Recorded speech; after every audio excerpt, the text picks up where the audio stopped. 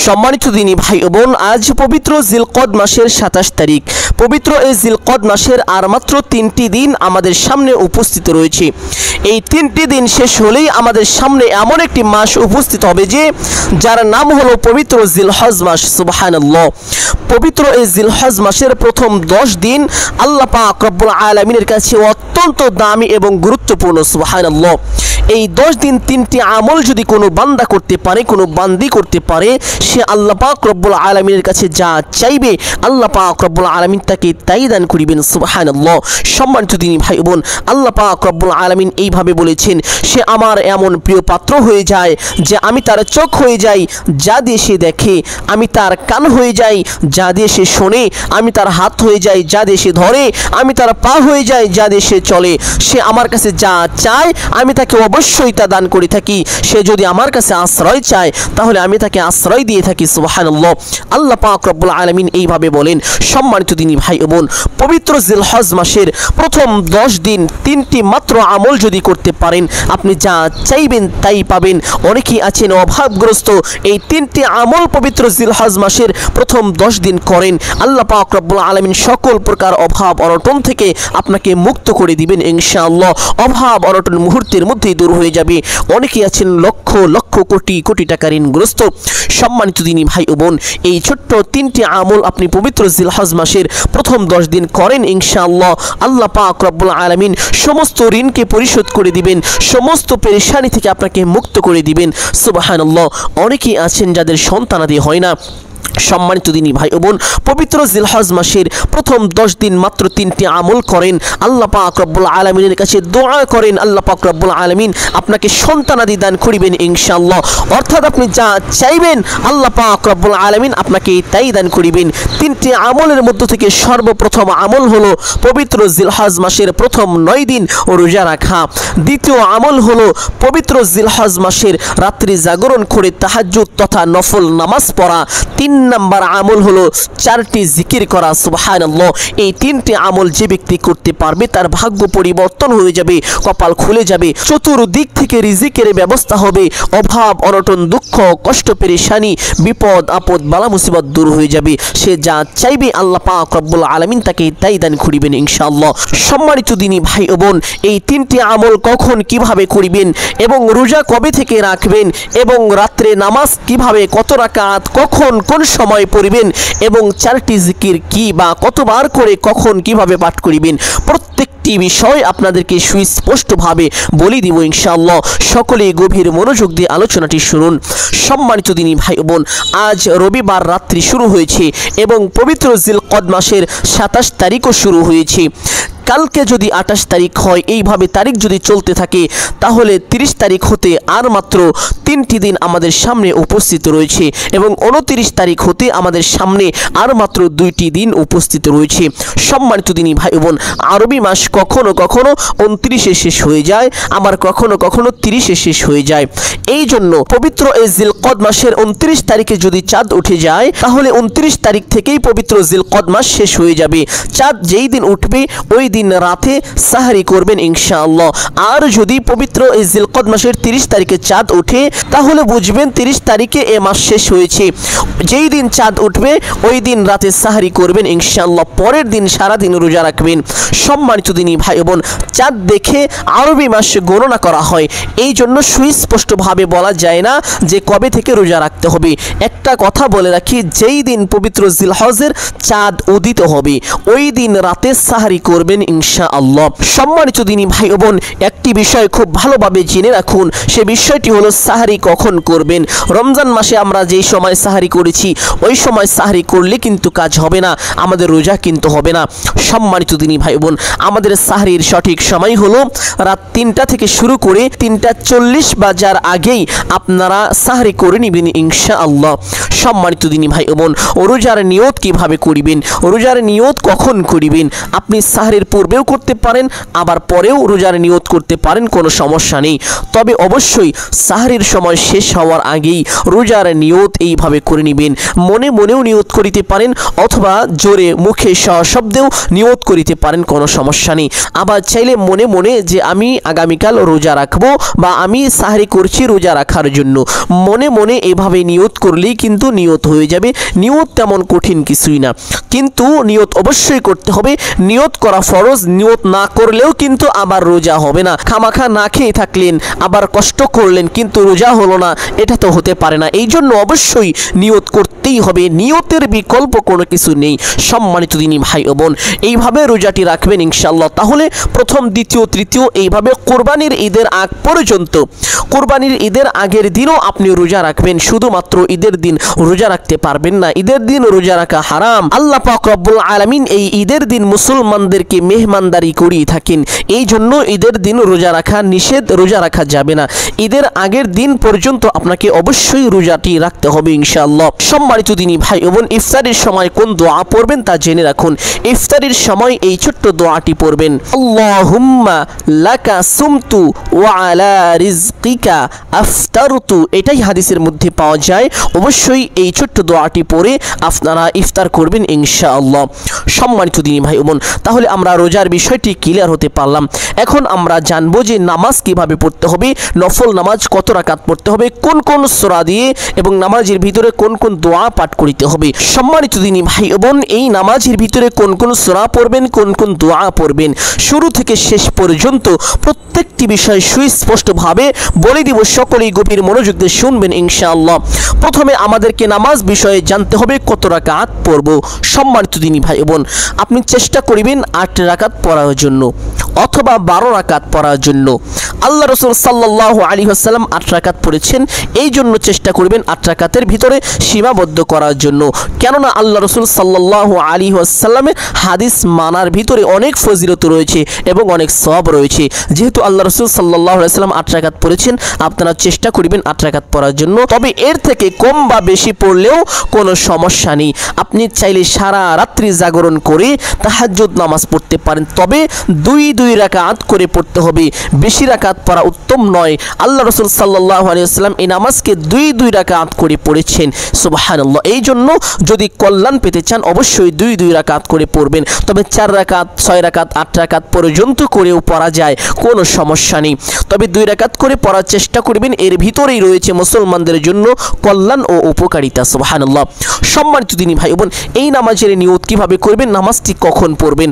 নামাজটি এশার নামাজের পর থেকে শুরু করে ফজরের ওয়াক্ত শুরু হওয়ার আগ পর্যন্ত এই সময়ের ভিতরে পড়বেন ইনশাআল্লাহ। সম্মানিত দিনী ভাই বোন, তবে এই সময়ের ভিতরে এমন একটি সময় আছে যেই সময়ে আল্লাহ পাক রব্বুল আলামিন প্রথম আসমানে নেমে আসেন, বান্দার অতি নিকটে চলে আসেন এবং বান্দাকে এইভাবে ডাকতে থাকেন, হে আমার প্রিয় বান্দা বান্দি, কে আছো ক্ষমা প্রার্থী, আমার কাছে ক্ষমা চাইবে, আমি তোমাকে ক্ষমা করে দিব। কে আছো অভাবগ্রস্ত, আমার কাছে রিজিক চাইবে, আমি তোমাকে রিজিক দান করিব।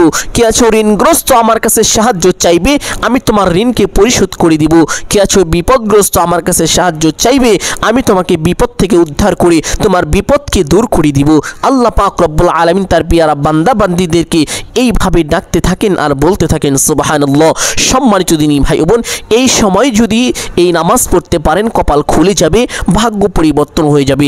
এবং নামাজের সেজদায় মাথা রেখে একটি ছোট্ট দোয়া যদি পাঠ করিতে পারেন, আল্লাহ পাক রব্বুল আলামিন সঙ্গে সঙ্গে আপনার জিন্দেগীর সমস্ত গুনাহ খাতাকে মাফ করে দিবেন এবং আপনার উপরে রহম করিবেন। সুবহানাল্লাহ। আপনি যা চাইবেন আল্লাহ পাক রব্বুল আলামিন তাই দান করিবেন।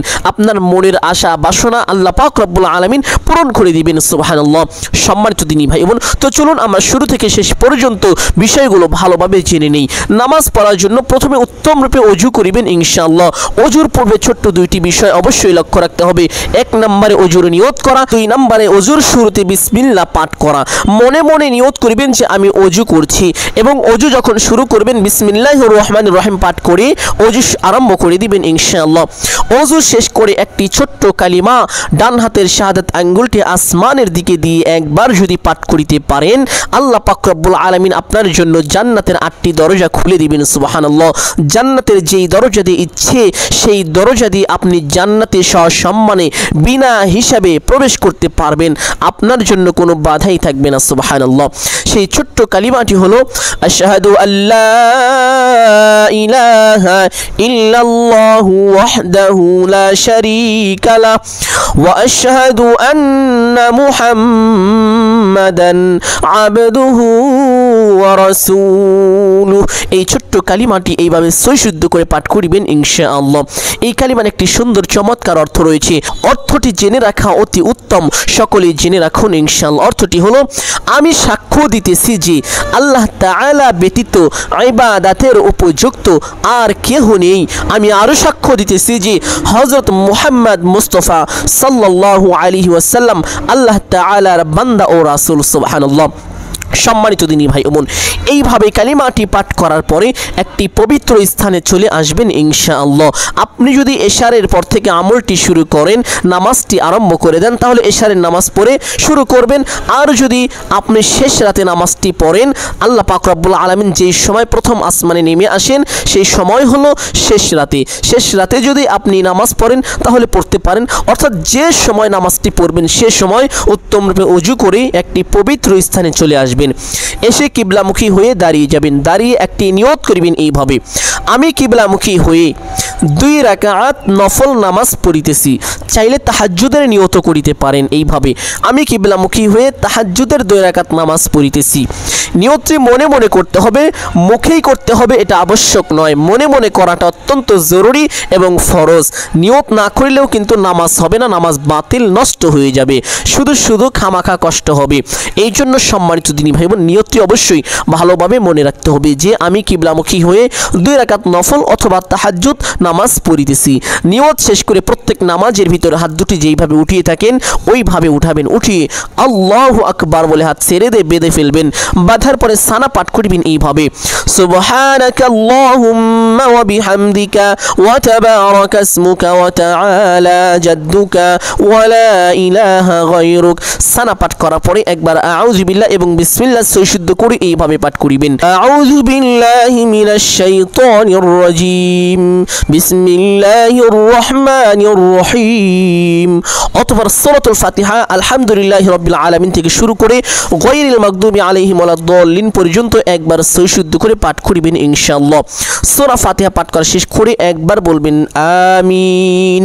অতঃপর বিসমিল্লাহ পাঠ করিবেন এইভাবে, বিসমিল্লাহির রহমানির রহিম। বিসমিল্লাহ পাঠ করা শেষ করে পবিত্র কোরআনুল কারীম থেকে যে কোনো একটি সূরা পাঠ করে নেবেন ইনশাআল্লাহ। আপনাদের বোঝানোর জন্য আমি ছোট্ট একটি সূরা পাঠ করছি, আলাম তারা কাইফা ফাআলা রাব্বুকা বিআসহাবিল ফিল আলাম ইয়াজআল কাইদাহুম ফি তাদলিল ওয়া আরসালা আলাইহিম তায়রান আবাবিল তারমিহিম বিহিজারাতিন মিন সিজিল ফাজআলাহুম কাআসফিন মাকুল।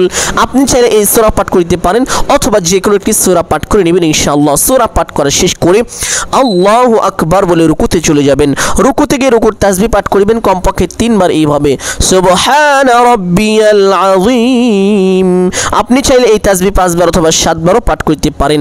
তাসবিহটি পাঠ করা শেষ করে সামিআল্লাহু লিমান হামিদা বলে সোজা হবেন। সোজা হয়ে ছোট্ট দোয়াটি পাঠ করার চেষ্টা করবেন, রব্বানা লাকাল হামদ। অতঃপর একটি ছোট্ট দোয়া আছে, এই দোয়ার ব্যাপারে হাদিসের মধ্যে এসেছে এক সাহাবী রাদিয়াল্লাহু তাআলা আনহু নামাজের ভিতরে রব্বানা লাকাল হামদ বলার পরে এই ছোট্ট দোয়াটি পাঠ করলেন। নামাজ শেষে রাসূলুল্লাহ সাল্লাল্লাহু আলাইহি ওয়াসাল্লাম বলেন, হে আমার সাহাবী, নামাজের ভিতরে তুমি কি এমন দোয়া পাঠ করেছো? সাহাবী ভয়ে বলতে চাচ্ছেন না, তিনি ভাবছেন হয়তোবা আল্লাহ তাআলা আমার উপর অসন্তুষ্টি হয়েছেন, নারাজ হয়েছেন, না জানি আমার কি অবস্থা হয়ে যায়।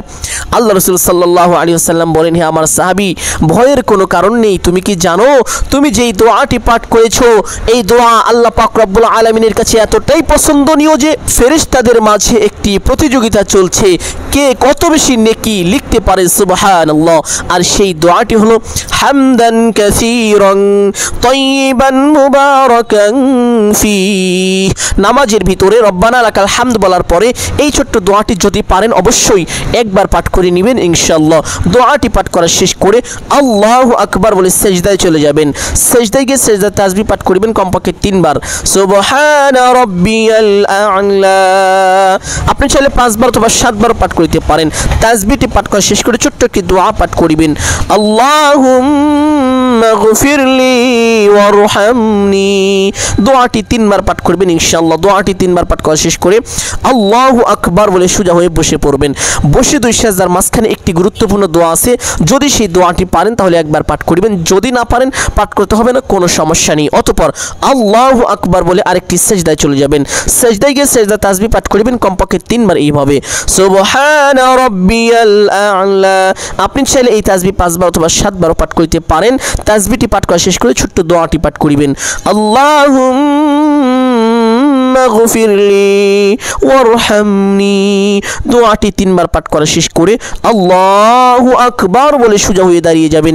দাঁড়িয়ে হাত দুটি বেঁধে ফেলবেন, অতঃপর বিসমিল্লাহ পাঠ করিবেন এইভাবে, বিসমিল্লাহির রহমানির রহিম। অতঃপর সূরাতুল ফাতিহা আলহামদুলিল্লাহি রাব্বিল আলামিন থেকে শুরু করে গায়রিল মাগদুবি আলাইহিম ওয়ালাদ-দাল্লিন পর্যন্ত একবার শুদ্ধ করে পাঠ করে নেবেন ইনশাআল্লাহ। সূরা ফাতিহা পাঠ করা শেষ করে একবার বলবেন আমিন। অতঃপর একবার বিসমিল্লাহ পাঠ করিবেন, বিসমিল্লাহির রহমানির রহিম। অতঃপর পবিত্র কোরআনুল কারীম থেকে আরেকটি সূরা পাঠ করে নেবেন ইনশাআল্লাহ।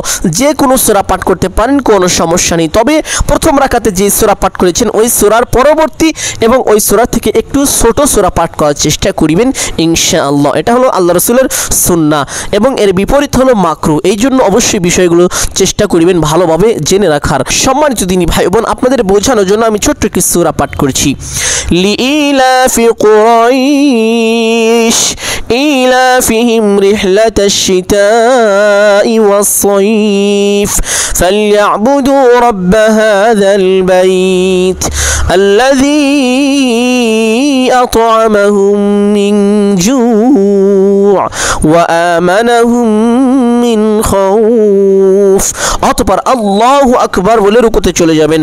রুকু থেকে রুকুর তাসবিহ পাঠ করিবেন কমপক্ষে 3 বার এইভাবে, সুবহানা রাব্বিয়াল আযীম।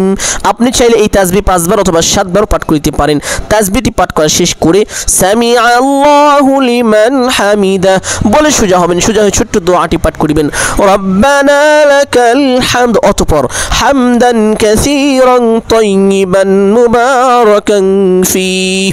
দোয়াটি একবার পাঠ করা শেষ করে আল্লাহু আকবার বলে সিজদায় চলে যাবেন। সিজদায় গিয়ে সিজদা তাসবিহ পাঠ করিবেন কমপক্ষে 3 বার এইভাবে, সুবহানা রাব্বিয়াল আ'লা। আপনি চাইলে এই তাসবিহ 5 বার অথবা 7 বারও পাঠ করতে পারেন।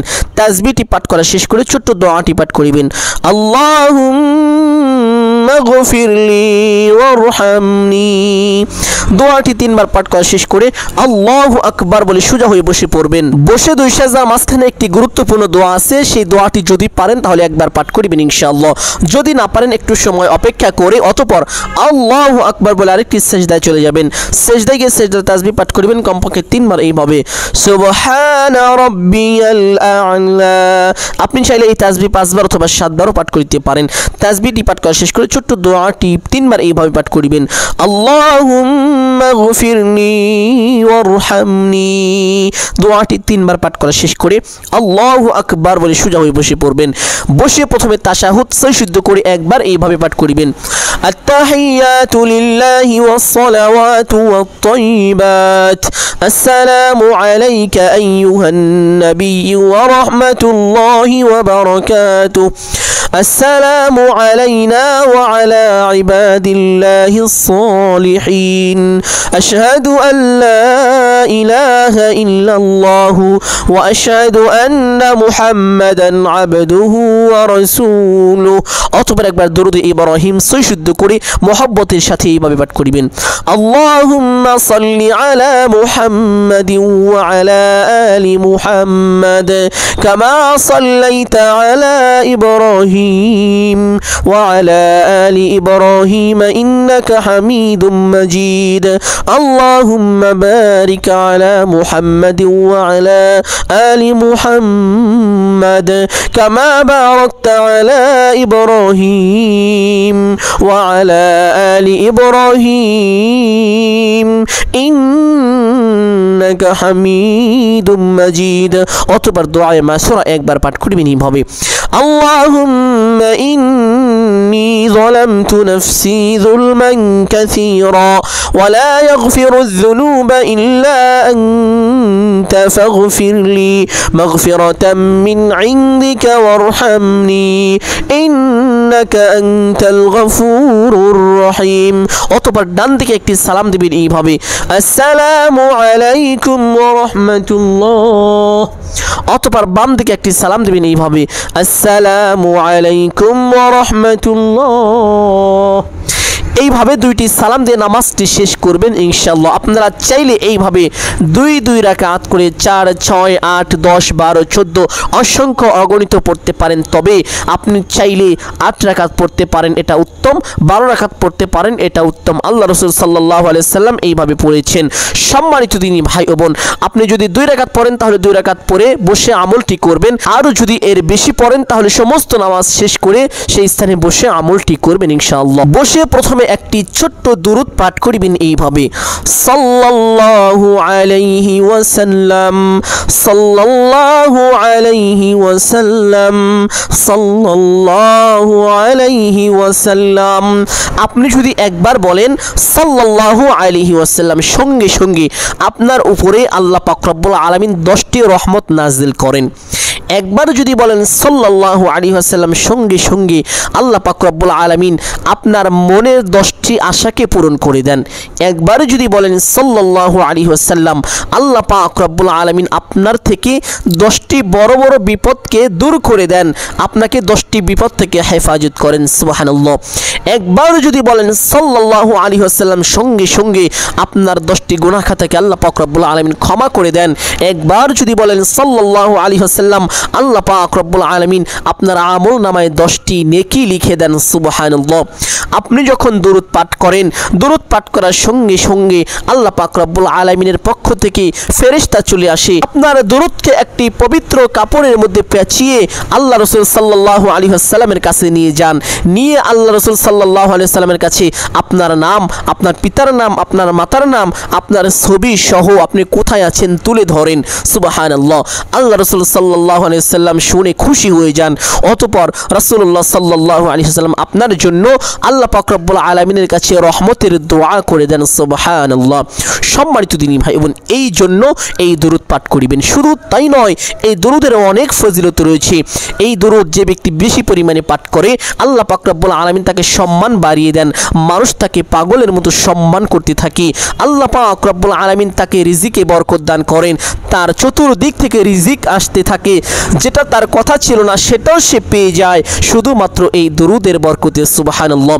তাহলে এই দরুদ 100 বার এইভাবে সাল্লাল্লাহু আলাইহি ওয়াসাল্লাম সাল্লাল্লাহু আলাইহি ওয়াসাল্লাম সাল্লাল্লাহু আলাইহি ওয়াসাল্লাম মহব্বতের সাথে এইভাবে পাঠ করিবেন ইনশাআল্লাহ। শুধু তাই নয়, নামাজের পরেই যে 100 বার পাঠ করে শেষ করে দিবেন বিষয়টি এমন না। রোজা অবস্থায় এই 4টি জিকির করবেন। 4টি জিকিরের যে প্রথম সাল্লাল্লাহু আলাইহি ওয়াসাল্লাম সাল্লাল্লাহু আলাইহি ওয়াসাল্লাম সাল্লাম রোজা অবস্থায় যখনই সময় পাবেন শুধুমাত্র সাল্লাল্লাহু আলাইহি ওয়াসাল্লাম সাল্লাল্লাহু আলাইহি ওয়াসাল্লাম এবং আমলের সময় 100 বার এইভাবে পাঠ করে নেবেন সাল্লাল্লাহু আলাইহি ওয়াসাল্লাম। অতঃপর আরেকটি জিকির করিবেন, যেই জিকিরের বরকতে আল্লাহ পাক রব্বুল আলামিন বান্দা বান্দি সমস্ত মাখলুকাত এমনকি ফেরেশতাদেরকে রিজিক দান করে থাকেন। সুবহানাল্লাহ। সম্মানিত দিনী ভাই বোন, সেই জিকিরটি হলো সুবহানাল্লাহি ওয়া বিহামদিহি সুবহানাল্লাহি ওয়া বিহামদিহি সুবহানাল্লাহি ওয়া বিহামদিহি 99 বার এইভাবে পাঠ করিবেন ইনশাআল্লাহ। সুবহানাল্লাহি ওয়া বিহামদিহি সৈশুদ্ধ করে তাসবিহ হাতে নিয়ে গুনে গুনে 99 বার এইভাবে সুবহানাল্লাহি বিহামদি পাঠ করার পরে একবার পাঠ করিবেন সুবহানাল্লাহি ওয়া বিহামদিহি সুবহানাল্লাহিল আলিয়্যিল আযীম ওয়া বিহামদিহি আস্তাগফিরুল্লাহ। তাহলে 100 বার হয়ে গেল।